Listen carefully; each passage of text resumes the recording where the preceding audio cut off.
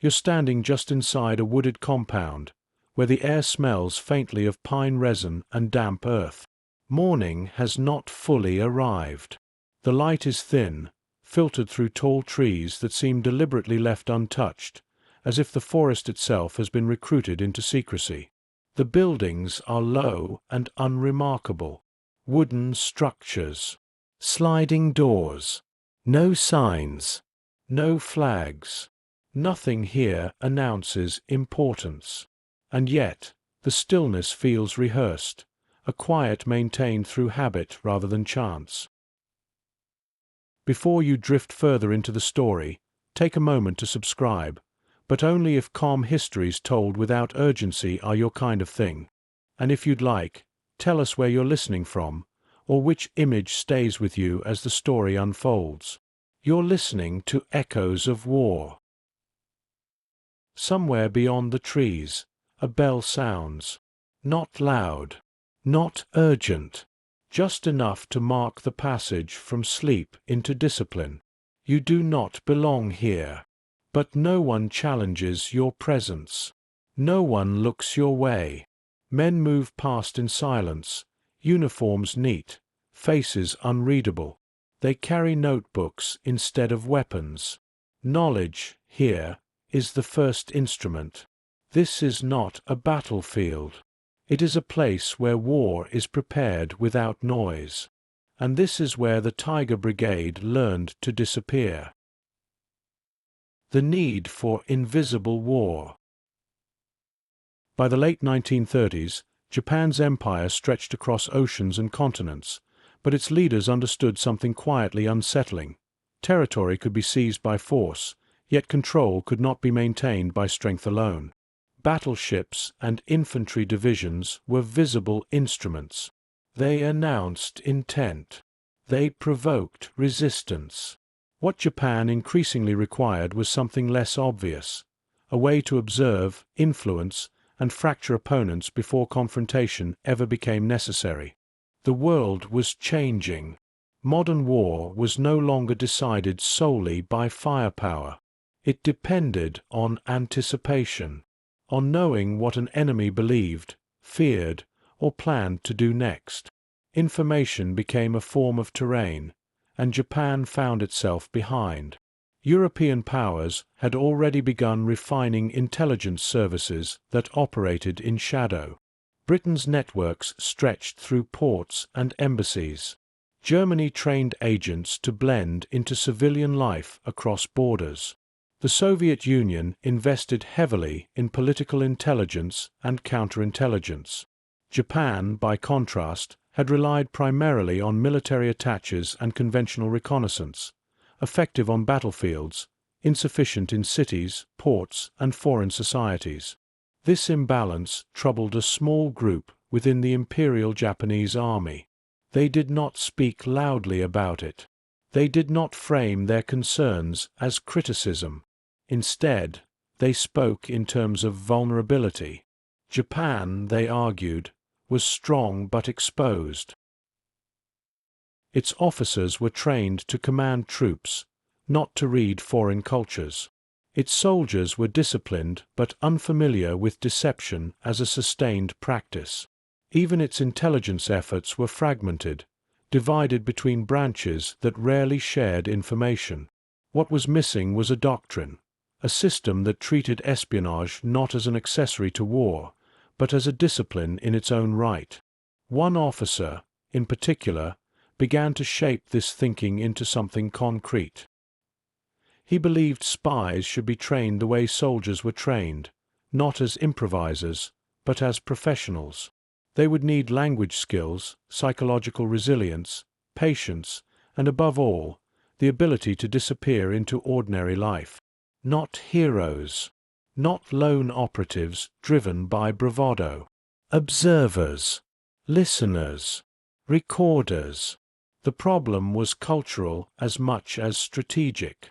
Traditional military values prized honor, directness, and visible sacrifice. Espionage required the opposite: concealment, ambiguity, and long periods of waiting without recognition.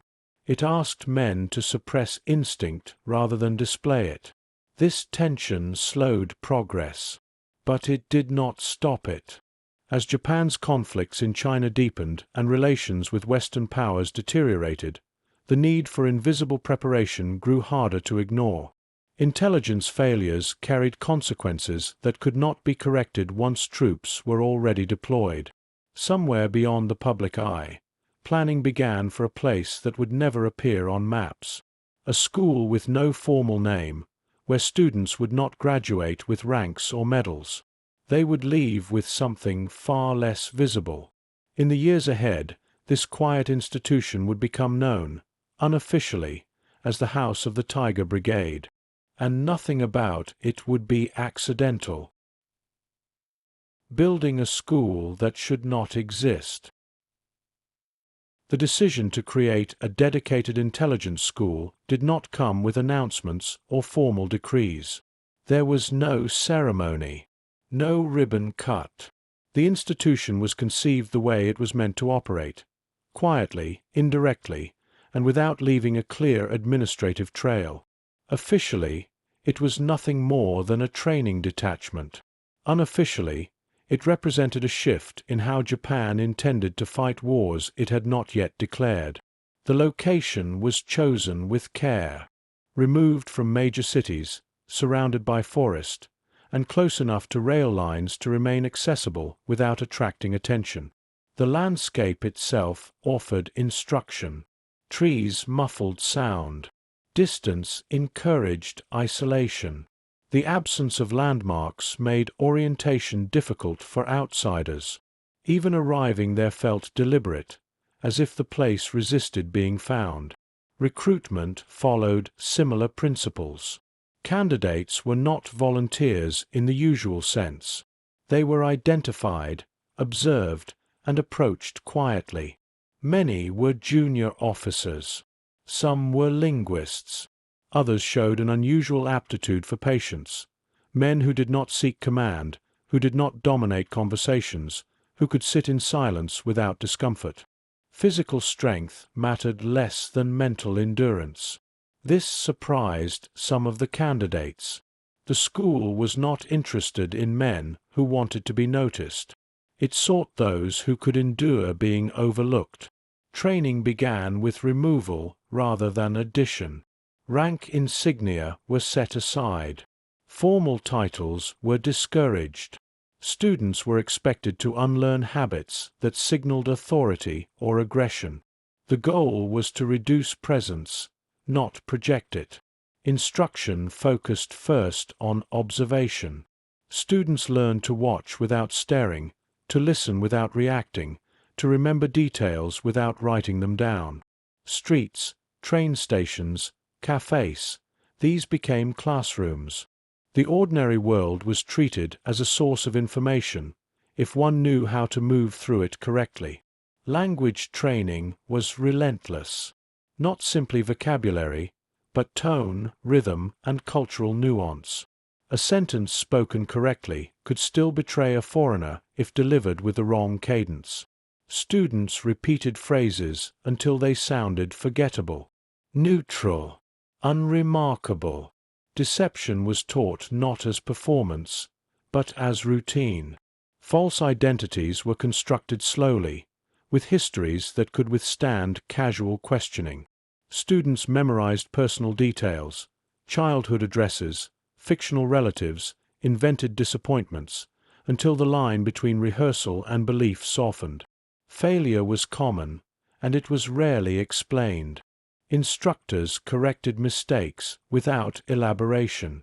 The absence of feedback was intentional. In the field, errors would not be annotated. Moral instruction, when it appeared, was indirect.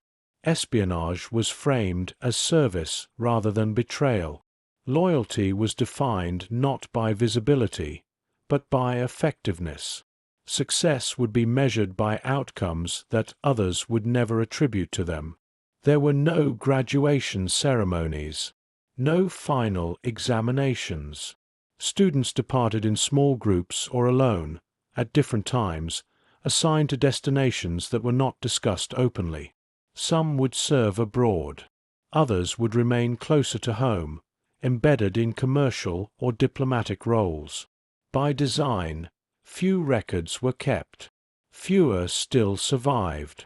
What emerged from the House of the Tiger Brigade was not a single type of operative, but a mindset, one shaped by restraint, discipline, and prolonged anonymity. These men would not march. They would not charge. They would wait. And in a war increasingly shaped by anticipation rather than reaction, waiting would become its own form of power. Training the invisible mind. Training at the House of the Tiger Brigade was designed to alter perception before it imparted skill. Students were taught to notice what most people filtered out: the pauses between words, the hesitation before a gesture, the patterns that repeated themselves in ordinary places. Lessons rarely began with instruction. Instead, they began with exposure. A group might be sent into a nearby town with no assignment beyond observation. No notes. No questions allowed. When they returned, they were asked to reconstruct what they had seen: the layout of streets, the habits of shopkeepers, the timing of trains. Precision mattered. Memory was treated as a muscle that could be strengthened through strain. Silence was used deliberately.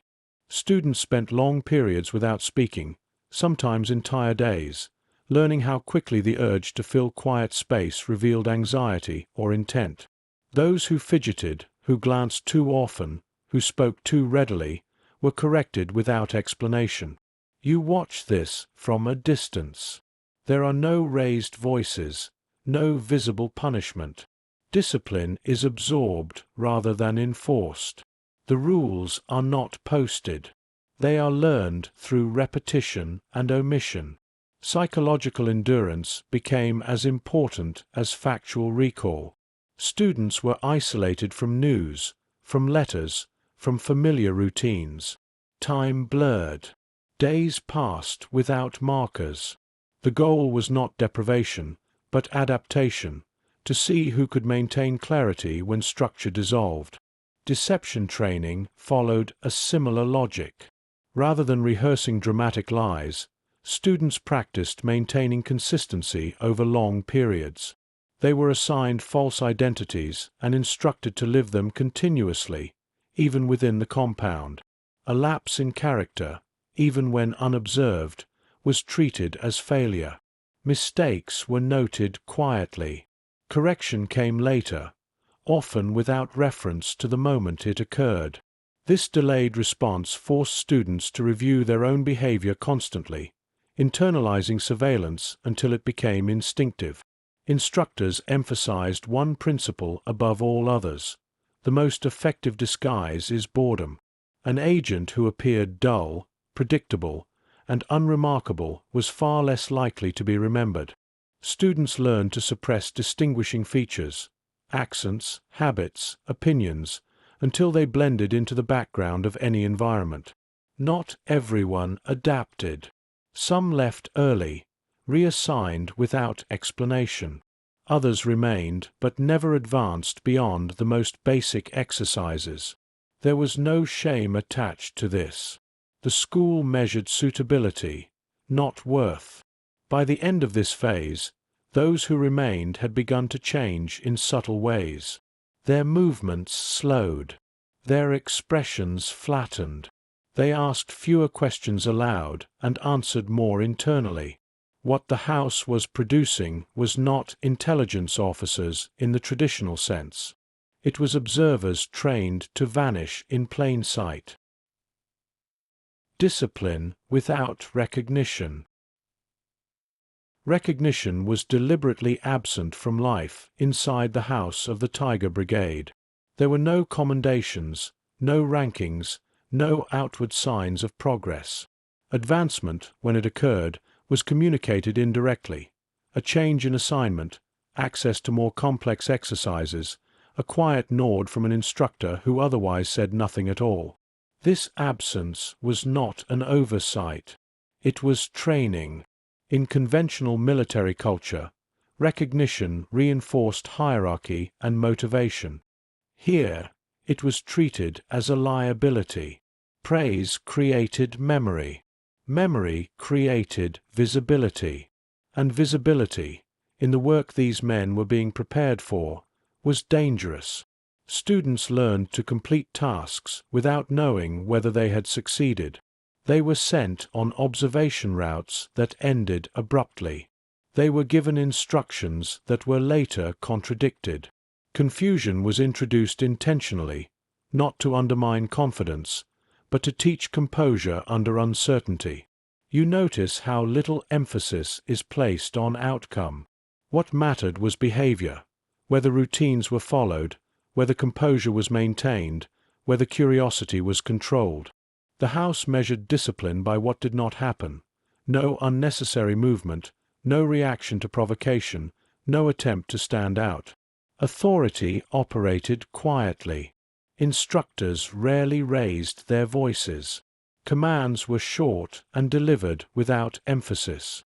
The lack of emotional signal forced students to rely on attentiveness rather than anticipation. Missing an instruction carried consequences, but those consequences were rarely immediate or obvious. Some exercises blurred into daily life. Students were asked to perform mundane tasks: cleaning, organizing supplies, preparing meals, under observation. These moments were used to evaluate consistency. Could a false identity be maintained when no one appeared to be watching? Could habits remain stable over time? Failure was addressed without confrontation. A student might simply find himself excluded from a routine, reassigned to a different group, or asked to repeat an exercise without explanation. The absence of feedback was itself a test. Those who demanded clarity revealed dependence on external validation. The house discouraged emotional expression, not through suppression, but through redirection. Students were taught to notice emotional responses as data rather than impulses. Anger, fear, pride, all were signals to be recorded internally, not acted upon. Waiting became a form of discipline. Long periods passed with no new instruction, no sense of progression, no indication of purpose. This was intentional. In the field, weeks or months might pass without contact or confirmation. The ability to endure uncertainty without degradation was essential. By this stage, the men who remained had learned something counterintuitive. Effectiveness did not require recognition. Invisibility was not a temporary condition.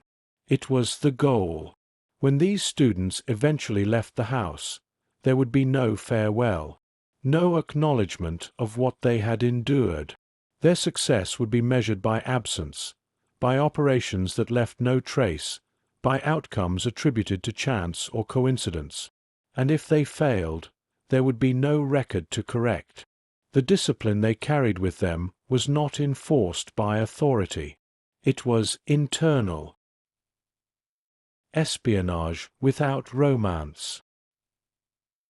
The House of the Tiger Brigade made a deliberate effort to strip espionage of its appeal. There were no stories of daring escapes, no lectures on clever deceptions pulled off at the last moment. Those narratives, instructors believed, encouraged recklessness.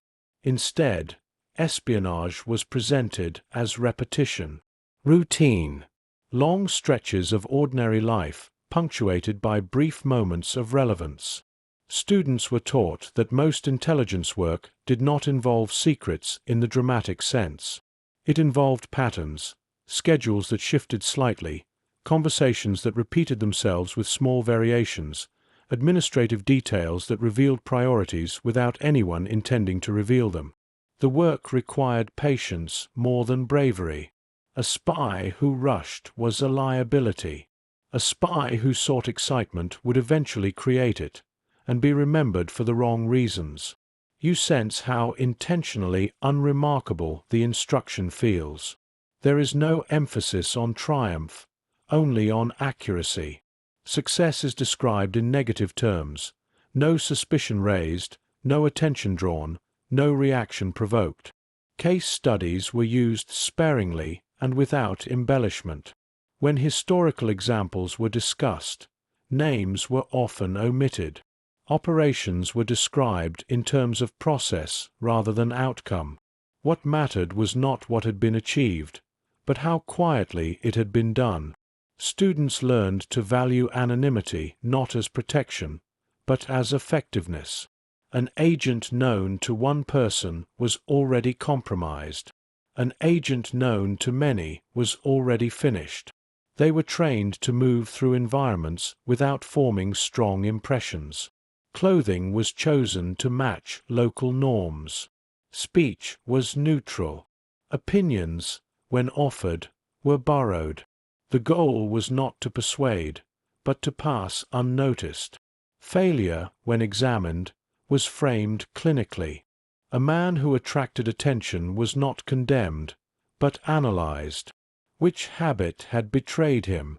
Which reaction had lingered too long? Espionage, in this framing, was a discipline of subtraction. The house rejected the idea of the solitary hero. Intelligence, students were told, was cumulative. Small observations gathered over time, often by different people, created clarity. No single contribution needed to be dramatic to be decisive. In this environment, loyalty was redefined. It was not expressed through sacrifice or display. It was expressed through consistency, showing up, blending in, recording accurately, and leaving no personal mark on the work. By the end of this phase, the students understood something fundamental. Espionage was not about action. It was about restraint. And restraint, practiced long enough, became a kind of invisibility. Lives built to be forgotten. The identities constructed at the House of the Tiger Brigade were not elaborate inventions. They were deliberately plain. A dock worker, a clerk, a translator, roles that attracted little interest and generated fewer questions. Students learned that a convincing identity was not one that impressed, but one that endured. It had to survive repetition. It had to remain stable when recited casually, under fatigue, or in moments of distraction. Complexity was avoided.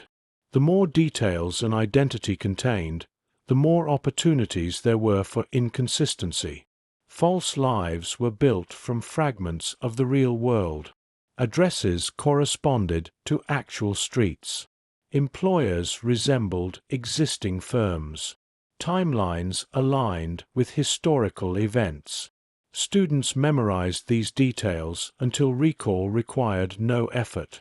The goal was not performance, but habit. You notice how memory is treated here not as recall, but as environment. The invented life surrounds the student until it feels familiar.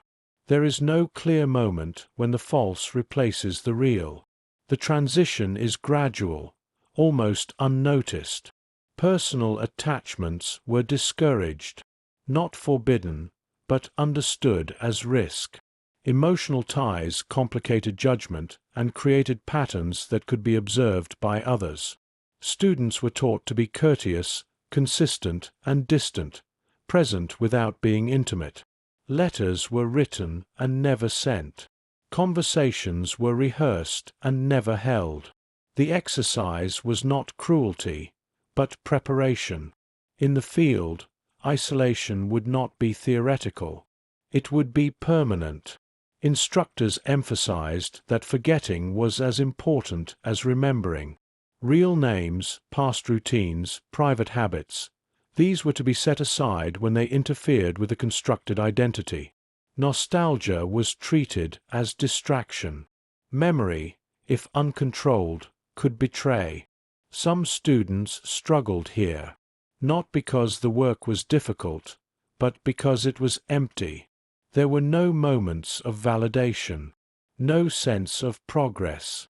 just the quiet accumulation of days lived without acknowledgement. Those who adapted learned to measure success differently. A day without incident became meaningful. A week without attention felt like achievement. Normalcy itself became the objective. When the time came to deploy, there was no final briefing. Assignments were brief and incomplete. Students were expected to infer what was missing. The absence of instruction was itself a signal. The house would not follow them into the field. They would be alone, by design. The lives they carried with them were meant to dissolve if examined too closely. They existed only to buy time, to create access, to allow observation to continue uninterrupted. And when those lives ended, through reassignment, exposure, or quiet disappearance, there would be no record of what they had been. They were built to be forgotten. Where the Tiger Brigade was sent. Assignments from the House of the Tiger Brigade were rarely explicit. Destinations were given without explanation. Objectives were implied rather than stated. Students were expected to understand that clarity, in this line of work, was something to be inferred rather than provided. Most were sent not to front lines, but to margins, ports, border cities, commercial hubs, colonial outposts, places where information accumulated quietly, embedded in routine. Shipping schedules, customs offices, language schools, trading firms, environments where presence could be justified without scrutiny. China absorbed many of the earliest deployments. The complexity of the conflict there demanded intelligence that conventional reconnaissance could not provide. Agents observed supply routes, political affiliations, and local power structures that shifted faster than military maps could be updated. They listened more than they reported. They waited for patterns to emerge. Others were placed further afield. Southeast Asia, the Soviet Far East. Neutral cities where diplomats, merchants, and exiles crossed paths without clear allegiance. These locations were not chosen for dramatic potential, but for density of conversations, transactions, and unguarded assumptions. You imagine how unremarkable these postings would have seemed from the outside. A clerk processing documents, a translator assisting foreign visitors, a student enrolled in language studies. Nothing about these roles suggested danger. That was the point. Communication with the house was limited and irregular. Messages were brief, delayed, sometimes absent altogether. Agents were expected to operate without reassurance. If contact ceased, they continued their routines. The assumption was that silence did not imply failure. Information moved slowly. Reports were concise, stripped of interpretation. Analysis was not the agent's role. Observation was. Conclusions would be drawn elsewhere, by people the agent would never meet. Risk was managed through dispersion. No single operative carried decisive knowledge. Each contributed fragments, details that seemed insignificant on their own. Together, they formed a picture that could guide decisions at levels far removed from the source. Some agents were redirected without explanation. Others were left in place for years. A few disappeared from records entirely. Whether through exposure, reassignment, or quiet return, their trajectories were not documented in ways that survived the war. What united these postings was not geography, but intention. The Tiger Brigade was not sent to shape events directly. Its purpose was to observe the conditions in which events would unfold, to see pressure building before it became visible, to notice shifts before they hardened into outcomes.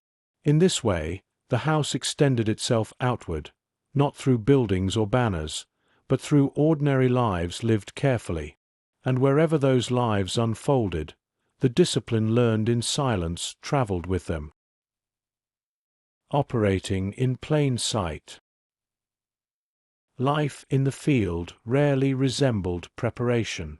The routines drilled into the students at the house of the Tiger Brigade had been controlled, measured, and deliberate. Outside, the world was less accommodating. Schedules shifted. People asked unexpected questions. Circumstances forced improvisation. What did not change was the expectation of invisibility. Agents learned quickly that the greatest threat was not exposure through dramatic error, but gradual accumulation. A habit repeated too consistently. An opinion expressed too clearly. A presence noticed one time too many. Attention, once drawn, tended to linger. You sense how carefully they managed ordinary interactions. Conversations were shaped to end early. Familiarity was allowed only in shallow forms. Even kindness was measured. Excess warmth could invite curiosity. Distance, politely maintained, discouraged it. The work itself was incremental. A conversation overheard on a dock. A delay in a shipment. A minor change in administrative language. None of it appeared decisive. Agents were trained to resist the urge to assign meaning prematurely. Their role was to record, not interpret. Reports were sent infrequently, often disguised within commercial correspondence or routine communication. Language was sparse. Emotional framing was avoided. Information traveled upward stripped of narrative, leaving interpretation to others who would never face the risks of collection. Isolation deepened over time. Without peers who shared their true purpose, agents learned to compartmentalize. The constructed identity absorbed daily life. The original self receded, not through trauma, but through disuse. Some found this disorientation difficult to articulate. Others adapted fully, until the distinction between role and reality blurred. The house had warned them of this, but preparation could only go so far. Living invisibly required a continuous act of restraint. Mistakes, when they occurred, were handled quietly. An agent whose cover weakened might be reassigned without explanation. Another might simply cease reporting. Silence, in this system, was not always a sign of failure. It was sometimes the chosen response. There were no rescues, no extraction teams waiting on standby. If an agent was compromised, the expectation was withdrawal through routine means, resignation from a post, relocation, disappearance into another role. The house did not intervene unless intervention could remain unseen. You notice how different this reality is from the mythology of espionage. There are no confrontations, no climactic moments. Most operations ended not with resolution, but with continuation. The work did not conclude. It persisted. Over time, the Tiger Brigade became less a unit than a method. Its influence spread through habits rather than directives. Observation, patience, restraint. These principles shaped how intelligence was gathered, even by those who never passed through the house itself. What endured was not a record of operations, but an absence of disruption. Ports functioned. Offices remained open. Daily life proceeded without interruption. Beneath that normalcy, information flowed quietly, and when war expanded, as it inevitably did, the value of that invisible preparation would be difficult to trace, which was exactly how it was meant to be. The psychological cost of disappearing. Disappearing was never presented as sacrifice. At the house of the Tiger Brigade, it was framed as technique, a skill to be learned, refined, and maintained. But the cost of that skill was not discussed in formal terms. It emerged slowly, through experience, and often without language to describe it. Living invisibly required constant self-monitoring. Every gesture, every response, every silence had to be weighed for its potential to attract notice. Over time, this vigilance reshaped attention itself. Ordinary interactions were no longer neutral. They became tests. Agents learned to flatten emotional responses not because emotion was dangerous in itself, but because it created variation. Variation was memorable, and memory, in others, was risk. What this produced was not fear, but narrowing. Life became smaller, quieter, bounded by routines designed to leave no impression. The world was observed, but never fully entered. You can sense how identity began to thin under this pressure. The constructed self was practiced constantly. The original self was practiced less and less. Not erased, exactly, just unused.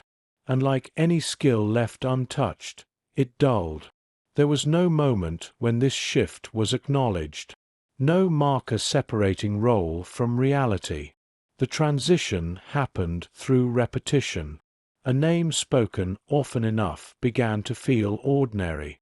A past recited often enough began to feel plausible.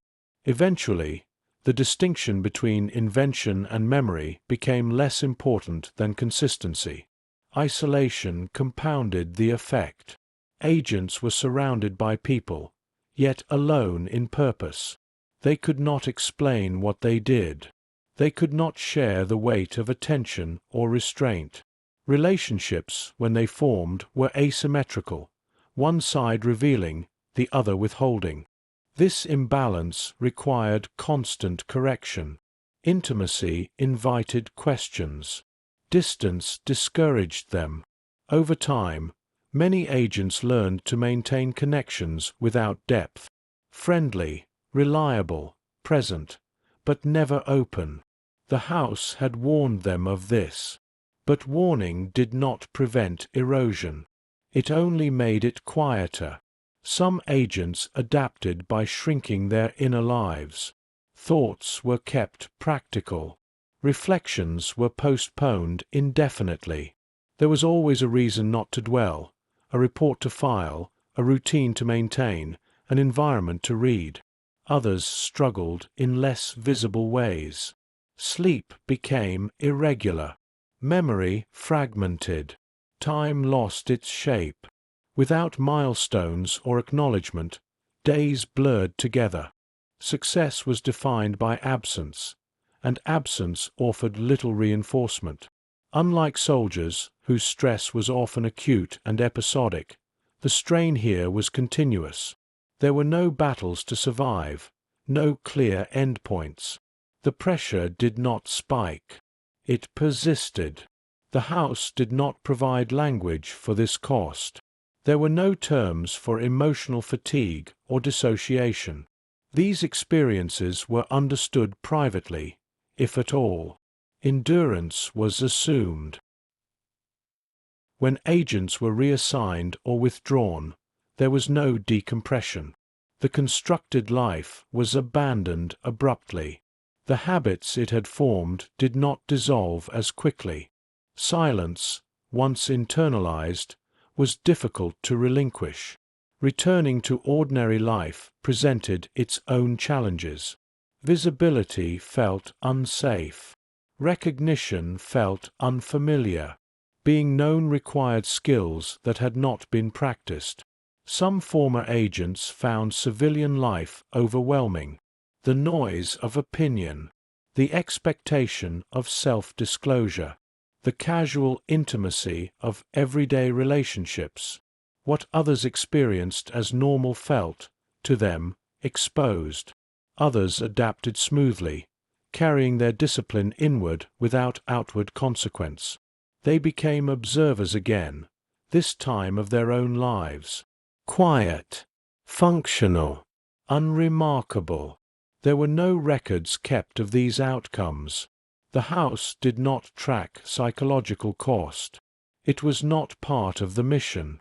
But the cost existed nonetheless. Disappearing, practiced long enough, altered perception. It taught restraint, patience, and discipline, but it also narrowed the self.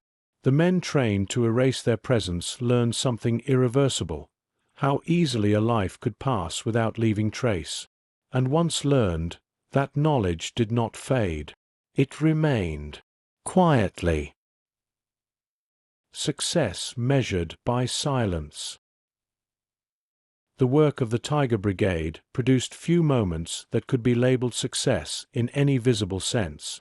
There were no confirmed victories, no intercepted plans dramatically unveiled at the last moment. What existed instead were absences, decisions not taken, miscalculations quietly avoided, reactions that arrived too late to be effective.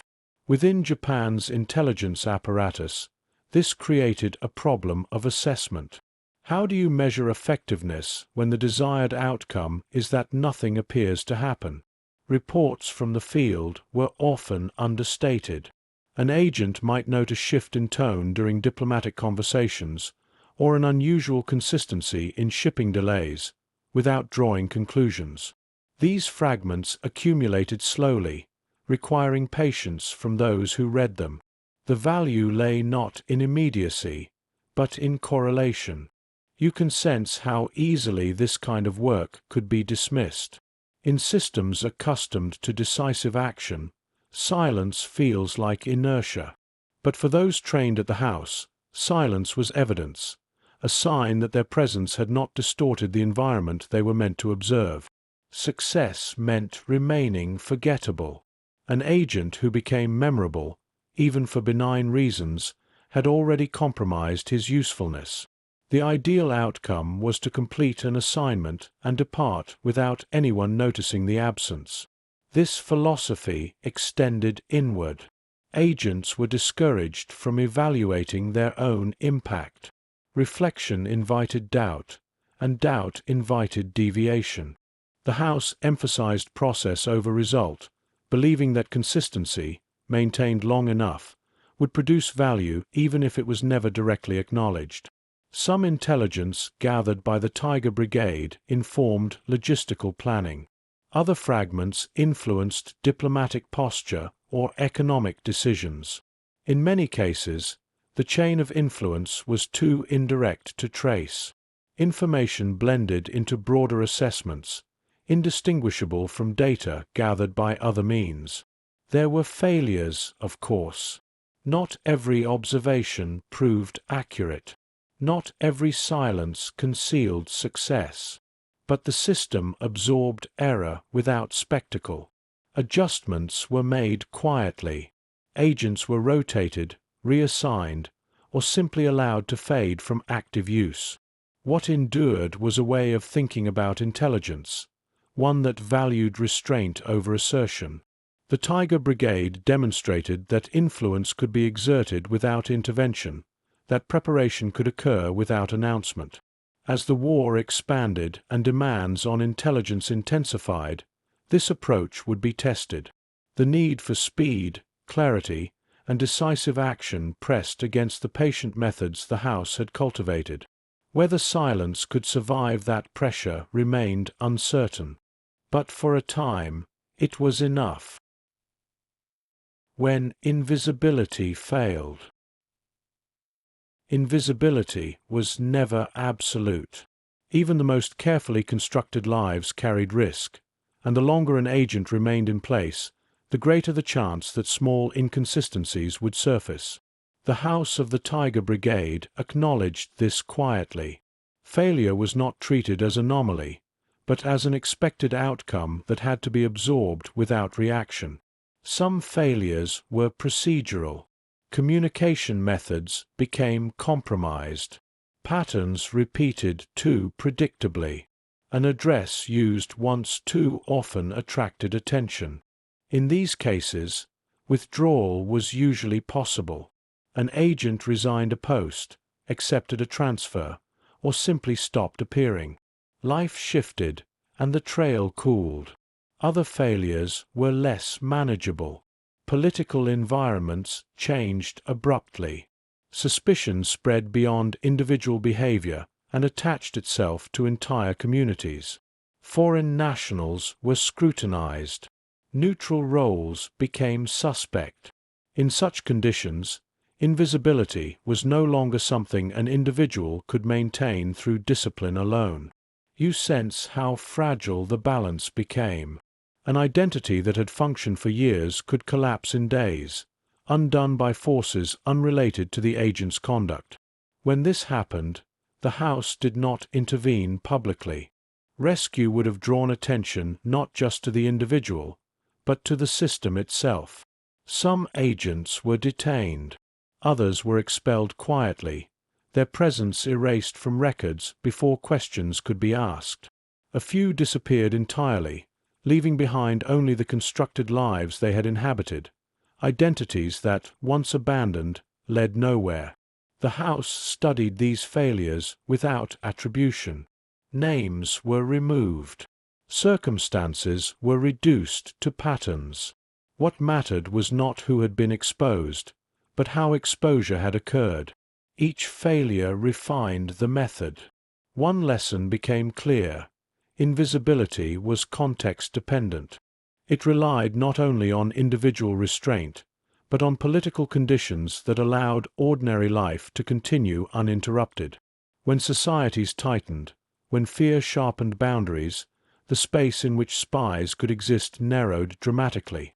This realization did not lead to abandonment of the method. Instead, it led to adjustment. Assignments became shorter, covers simpler, communication more sporadic. The House adapted by becoming even less visible, reducing its own footprint as the world grew more alert. Yet the cost of these failures was not merely operational. For the agents involved, exposure meant abrupt severance. From routine, from identity, from the carefully maintained distance that had defined their work. There were no decompressions, no explanations. The transition was sudden and final. What remained afterward was silence. The House did not memorialize these moments. There were no lessons delivered publicly, no acknowledgments of loss. Failure, like success, was meant to leave no trace. But invisibility, once broken, could not always be restored. And as the war intensified, the margin for disappearance grew thinner still. The limits of the Tiger Brigade. By the early 1940s, the conditions that had allowed the Tiger Brigade to operate quietly were changing. War compressed time. Decisions that once unfolded slowly were now demanded immediately. Intelligence that arrived without interpretation began to feel insufficient. The House had trained observers. The war increasingly required analysts, coordinators, and rapid responders. This mismatch created tension within Japan's intelligence structure, a quiet friction between patience and urgency.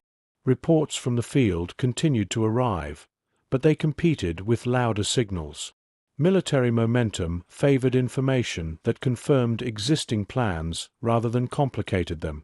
Subtle warnings, framed cautiously, were easier to overlook when certainty was already desired. You can sense how restraint became a disadvantage. The Tiger Brigade's methods relied on trust in process, on the belief that accumulation would eventually clarify reality. But wartime leadership often preferred clarity first and accuracy second. There were structural limits as well. The House had never been large. It was designed for precision, not scale. As Japan's theaters of operation expanded, the demand for intelligence outpaced what such a small, careful system could provide. Quantity began to outweigh nuance. Cultural resistance also persisted. Espionage remained an uneasy fit within traditional military values. Even as intelligence failures mounted, deception was still viewed by some as secondary to force. The Tiger Brigade's emphasis on invisibility conflicted with an institutional preference for action. In some cases, intelligence gathered quietly was overridden by assumptions held loudly. In others, the absence of dramatic confirmation led to dismissal. A warning delivered without urgency could sound like uncertainty rather than caution. The House did not respond by changing its philosophy. It responded by withdrawing further. As pressure increased, its operations became narrower, its communication even more restrained. This preserved integrity, but reduced influence. What the Tiger Brigade revealed, unintentionally, was a deeper truth about intelligence itself. Observation is only as powerful as the willingness to listen. When that willingness fades, even the most careful watching becomes irrelevant. And as the war accelerated, the space for slow, invisible preparation continued to shrink. Limits, absorption, and dispersal. The disappearance of the House of the Tiger Brigade did not occur all at once. It unfolded gradually, in the same understated manner that had defined its existence. As wartime structures tightened and priorities shifted, the space in which a quiet, patient intelligence culture could operate narrowed until it was no longer distinct. The House was never formally closed. It did not need to be. Its functions were redistributed, absorbed into other units, diluted across departments that valued speed over subtlety. Training programs were shortened. Observation was paired more directly with expectation. Interpretation crept closer to collection. What had once been protected by separation now had to coexist with urgency. Instructors found their methods questioned, then sidelined. The emphasis on silence and restraint was increasingly difficult to defend when intelligence was expected to justify immediate action. Some adapted, translating their approach into more conventional terms. Others withdrew, returning to roles where their influence was indirect or largely invisible. Former students dispersed in similar ways. A few remained within intelligence work, carrying fragments of their training forward without reference to its origin. Others were reassigned to administrative or operational roles where invisibility was no longer a virtue. The discipline they had internalized did not disappear, but it no longer had a defined place. You can sense how incomplete this transition was. There was no reckoning with what had been lost. The House's dissolution was not framed as failure or success. It simply ceased to be distinct. Records reflected this ambiguity. Documentation became sparse. References were indirect. Over time, it became difficult to tell where the Tiger Brigade ended and where other structures began. This was partly intentional. An institution designed to leave little trace could not be expected to survive intact under scrutiny. After the war, silence deepened further. Occupation authorities focused on visible organizations, on chains of command and documented responsibility.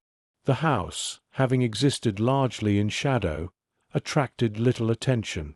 Its absence was unremarkable. Former agents returned to civilian life or entered new systems. Few spoke of their training. Fewer still could explain it coherently. The skills they carried were not easily articulated. Observation, restraint, and controlled anonymity did not translate neatly into post-war narratives of service or sacrifice. There were no reunions, no shared memory preserved through story.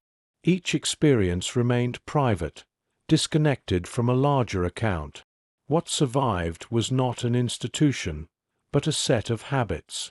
In some cases, those habits resurfaced years later in different contexts, in intelligence services rebuilt under new authorities, in methods that valued cultural immersion and patient observation. The lineage, if it existed at all, was unacknowledged. The house had been built to disappear. In that sense, its dispersal was not a failure of continuity, but the completion of its design. Nothing remained to point back to it. Only methods, absorbed quietly into other ways of working. What the Tiger Brigade was, and was not. The House of the Tiger Brigade invites a certain kind of myth-making, a secret school, invisible agents, a hidden hand guiding events from the margins. These elements lend themselves easily to exaggeration, especially when records are sparse and outcomes difficult to trace. But the reality was more restrained. The Tiger Brigade was not a master intelligence service. It did not rival the scale of European networks, nor did it operate with a reach often attributed to it in later accounts. It was small by design, limited in scope, and cautious in ambition. It was not an organization that reshaped the war. Its agents did not orchestrate decisive victories or derail enemy plans at critical moments. They did not act as kingmakers or architects of grand deception. To expect that would be to misunderstand the philosophy that guided the house from its inception. What the Tiger Brigade was, instead, was an experiment. An attempt to build a culture of intelligence that prioritized observation over intervention, one that treated restraint as strength and patience as preparation. It sought to professionalize espionage in a system that traditionally valued direct action and visible sacrifice. In this sense, the House was less concerned with outcomes than with method. It trained men to move through foreign environments without distorting them, to collect information without shaping it, to exist without leaving trace. This made the Tiger Brigade unusually vulnerable to misinterpretation. Its successes were difficult to credit. Its failures were difficult to assign. In a wartime environment that rewarded clarity and decisiveness, such ambiguity was not an advantage. What the House was not is equally important. It was not a romantic institution. There were no daring rescues, no climactic revelations, no triumphant returns. The work it produced was incremental, often incomplete, and frequently overtaken by events beyond its influence. It was not immune to the limitations of the system it served. Intelligence gathered quietly still depended on leadership willing to hear it. When that willingness faltered, the value of observation diminished regardless of its accuracy. Nor was the Tiger Brigade a moral exception. It operated within the objectives of an expanding empire. Its restraint did not negate the consequences of the war it supported. The discipline it cultivated served strategic goals that would lead to immense suffering elsewhere. Understanding the House requires holding these truths simultaneously. It was neither insignificant nor decisive, neither heroic nor irrelevant. It existed in a narrow space between preparation and influence. What endures, if anything, is the lesson embedded in its design. Espionage, stripped of romance, is not about control. It is about perception, about seeing clearly without assuming authority over what is seen. The Tiger Brigade demonstrated how difficult that balance is to maintain, and how easily it can be lost when urgency replaces patience. Its story is not one of triumph. It is one of restraint. Aftermath. The quiet work that leaves no trace. When the war ended, there were lists of units to disband, records to review, responsibilities to assign. Armies stood down. Flags were lowered. Command structures were dismantled and rebuilt under new names. The House of the Tiger Brigade did not appear on those lists. There was nothing obvious to dissolve, no headquarters to close, no public role to explain. What had existed was already dispersed, folded into routines, habits, and private memories that left little for historians to reconstruct. For those who passed through the house, the end of the war did not arrive with ceremony. It arrived as a change in expectation. The vigilance that had once been essential no longer had a clear purpose, yet it did not immediately fade. Observation had become instinct. Restraint had become reflex. Some returned to ordinary life without difficulty. They found work, built families, participated in the visible rebuilding that followed defeat. Their training remained internal, rarely acknowledged even to themselves. Others struggled in quieter ways. The habits of disappearance were difficult to undo. Speaking openly felt unnatural. Drawing attention felt unsafe. The discipline that had once protected them now isolated them.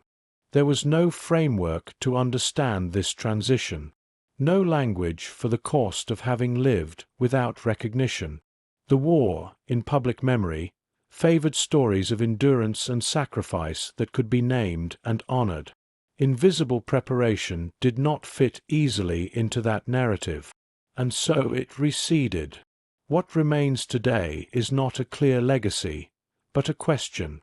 What does it mean to prepare without control, to observe without intervening, to contribute without being seen? The House of the Tiger Brigade suggests that some forms of work are designed to vanish, not because they fail, but because success leaves no evidence behind. In a world that often measures value through visibility, this is an uncomfortable idea. And yet, it persists. Even now, intelligence work continues largely unseen. Decisions are still shaped by fragments gathered quietly. Observation still competes with urgency. Patience still struggles to justify itself in moments that demand speed. The Tiger Brigade did not resolve these tensions. It revealed them. Its story reminds us that restraint can be a discipline, that silence can be intentional, and that influence does not always announce itself. You have been listening to a history shaped by absence, by routines that avoided notice, by lives built to leave no trace, by an institution designed to disappear once its purpose was fulfilled. There is nothing here to commemorate in the usual sense. No victory to claim. No lesson that offers certainty. Only the understanding that some histories move quietly beneath the surface of events, shaping them without ever becoming visible. You've been part of Echoes of War, where stories rise on quiet wings, and the past still circles above us, refusing to land.